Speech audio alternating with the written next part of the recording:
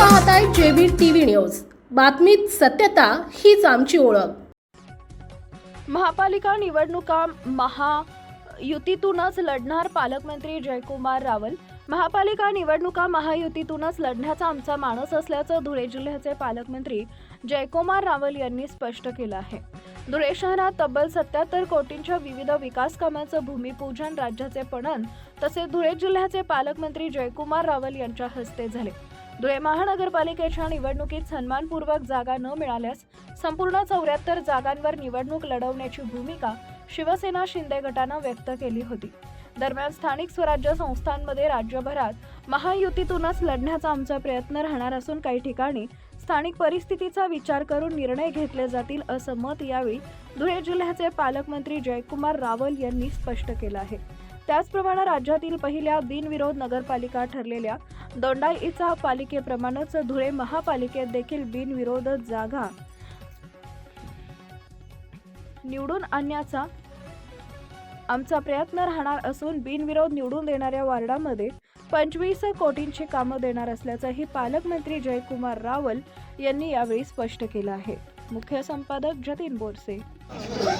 लोकशाही ही जिवंत असली पाहिजे, पण जिथे एकमत असेल, जिथे लोक एक विचाराने असतील तर जरूर त्याचा प्रकारचा विचार होऊ शकेल। त्या वार्डामध्ये आम्ही जिथे बिनविरोध होऊ शकेल तिथे 25 कोटी रुपयाचे कामं ते निश्चित गॅरंटीने त्या मतदारसंघात ते लोक मागतील ते होतील आणि म्हणून बिनविरोधाला सुद्धा इन्सेंटिव्ह देऊ।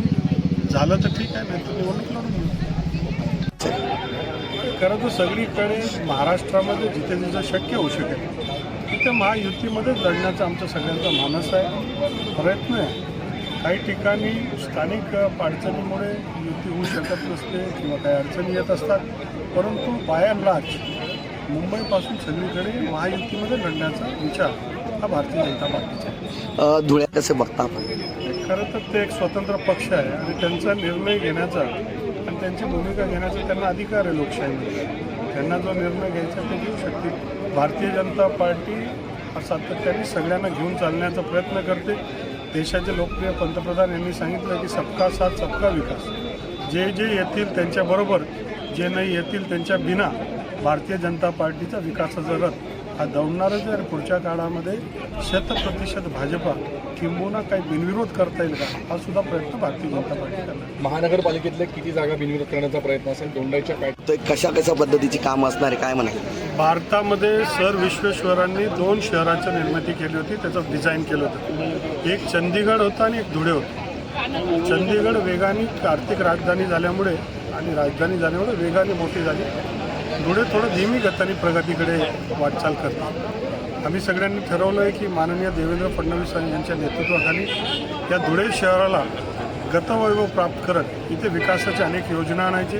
त्याच्यामध्ये धुळे शहराला सुंदर धुळे, सुरक्षित धुळे आणि स्मार्ट धुळे असा संकल्प आम्ही केला आहे। SSSचं धुळे असं आम्ही सगळ्यांनी ठरवून त्याच्यामध्ये आज एक जय हिंद सिटी सेंटर मॉल याचं भूमिपूजन झालं आहे। त्याचबरोबर 51 तीर्थस्थानांचं याच्या माध्यमातून नदी किनार आणि बनारसच्या धर्तीवर, अयोध्याच्या धर्तीवर डेव्हलपमेंटचं आमचा हा प्रयत्न आहे। आणि ह्या माध्यमातून धुळे शहरामध्ये जर आपण बघितलं की मागच्या 5-6 वर्षामध्ये वेगाने धुळे शहराची प्रगती झालेली।